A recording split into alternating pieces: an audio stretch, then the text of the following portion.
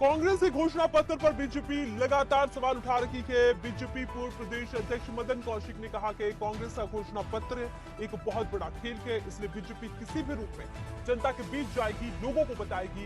वहीं पूर्व सीएम हरीश रावत ने कहा कि मदन कौशिक समेत बीजेपी वालों ने अपना घोषणा पत्र तक नहीं पढ़ा और कांग्रेस के घोषणा पत्र पर लगातार सवाल उठा रहे हैं, क्योंकि बीजेपी में जो एक व्यक्ति कहता है उसे सब दोहराते हैं, इसीलिए अब घोषणा पत्र पर आ गए। साथ ही हरीश रावत ने कहा कांग्रेस ने इस देश की बुनियाद को मजबूत किया, लेकिन बीजेपी ने इन 10 सालों में जितनी कुरीतियां फैलाई, इससे देश बर्बाद हो जाता। लेकिन कांग्रेस लोगों से आह्वान करती है कि इस बार बीजेपी को उखाड़ दें। देखिए, कांग्रेस या कोई भी राजनीतिक दल जब जनता के सामने चुनाव में जाता है और अपना घोषणा पत्र रखता है, उस घोषणा पत्र की अन्य राजनीतिक दलों को जनता के सामने अपनी बात रखने के लिए ये एक रूप में रहता अधिकार है। जब कांग्रेस का घोषणा पत्र है, उन्होंने जितने बिंदु इसमें रखे, इन्होंने बहुसंख्यकवाद को पूरे घोषणा पत्र से निर्धारित किया, अल्पसंख्यकवाद को कैसे बढ़ा दे सकते हैं इस विषय को रखा। इन्होंने घोषणा पत्र में आर्थिक सर्वेक्षण की बात की।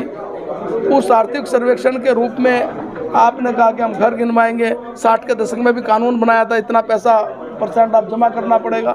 यानी ये जो घोषणा पत्र है, ये बहुसंख्यकवाद को और अल्पसंख्यकवाद इस रूप में डिवाइड करता है। आपने कहा कि हम आरक्षण की सीमा 50% से हटाएंगे तो आप किन को आरक्षण देंगे? क्या धर्म के आधार पर आरक्षण देंगे आप? ये कांग्रेस ने एक बहुत बड़ा खेल है, जिसको भारतीय जनता पार्टी किसी भी रूप में जनता के सामने रखेगी। उस घोषणा पत्र की कॉपी आपके पास जरूर होगी, आप पत्रकार हैं और पूरे देश के पास है। देश की आज़ादी की लड़ाई में लाखों शहीद, लाखों बहनें इस प्रकार देश की आज़ादी के लिए उन्होंने अपना बलिदान सर्वोच्च दिया है। केवल एक परिवार ने नहीं दिया कि देश की आज़ादी के बाद एक ही परिवार और एक ही परिवार के बाद उसकी पीढ़ी रहेगी। देश इस एक परिवार के कारण नहीं है, देश 140 करोड़ लोगों के लिए उन्हीं के कारण है। क्यों नहीं मिली? हमें मिल रही है। तो अगर अवार्ड मिल रही है तो फिर उनके घोषणा पत्र को लेकर कितना बौखलाना, क्या मानते हैं इसको लेकर? नहीं, अगर हम अपनी बात आराम से रख रहे हैं तो हमें रखने का अधिकार है। भाई, उन्होंने देश को बांटने का काम कर रहे हैं। लोकसभा कितने वोट जीत रहे हैं? बहुत बड़े मार्जिन से, लगभग कितने? 19 से ज़्यादा वोटों से जीते। 19,000। 2019 से ज़्यादा, उससे बड़े मार्जिन से हम जीत रहे हैं।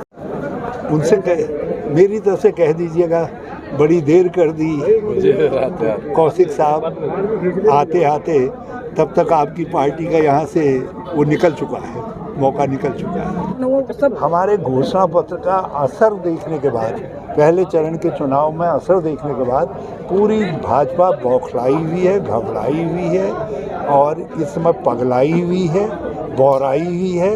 इसलिए जो है सब स्तरों पर, जैसा भाजपा का सिद्धांत है कि एक व्यक्ति यदि कुछ कहेगा उसी को सब लोग जो है नीचे तक दोहराते हैं। अब नीचे तक सारे लोग जो है मैनिफेस्टो दोहरा रहे हैं, जबकि मदन कौशिक जी ने, हमारा मैनिफेस्टो तो अलग रहा, अपना मैनिफेस्टो भी नहीं पढ़ा। तो क्या मैंने कहा श्री मदन कौशिक जी ने हमारा तो छोड़िए, अपना भी मैनिफेस्टो नहीं पढ़ा है। और भाजपाइयों से कृपा करके पूछ करके देखिए कि आपने कभी अपना मैनिफेस्टो पढ़ा? यदि कांग्रेस इस देश की बुनियाद मजबूत नहीं करती, अर्थव्यवस्था तंत्र को मजबूत नहीं करती, तो 10 साल में जिस तरीके की कुनीतियाँ भाजपा ने अपनाई हैं, जिस तरीके की गलत नीतियों का अनुसरण किया है, देश आज बर्बाद हो गया होता। और मगर ये बर्बाद नहीं कर पाए और आगे न कर पाए, इसलिए हम लोगों का आह्वान कर रहे हैं कि इस बार भाजपा को उखाड़ करके फेंक दो, इनको तड़ी पार कर, 400 के पार नहीं, तड़ी पार कर। जिस पार्टी की नेता ने देश के लिए अपना मंगलसूत्र कुर्बान कर दिया, उससे सवाल वो पार्टी कर रही है जिसने कभी मंगलसूत्र की कदर नहीं जानी। कांग्रेस 5 सीटें जीत रही है। इस समय बदलाव की लहर चल पड़ी है, लोग बदलाव के लिए वोट दे रहे हैं और मैं लोगों को बहुत धन्यवाद देना चाहता हूं कि उन्होंने इस बार अपने लिए वोट दिया है।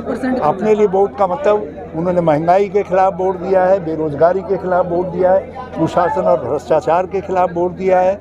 जो गांव-गांव में रास्ते खुदे पड़े हैं, गड्ढे बन गए हैं, कीचड़ ही कीचड़ दिखाई दे रहा है, उन सब चीज़ों के खिलाफ, विकास के खिलाफ जो वोट दिया है, और इसलिए भाजपा का सफाया हो रहा है। उत्तर प्रदेश में भी हो रहा है, यहाँ भी हो रहा है। जो जानकारियाँ मुझे देश भर से मिल रही हैं, पहले चरण में भाजपा बुरी तरीके से पराजित है, इसलिए माननीय प्रधानमंत्री जी इस समय बौराए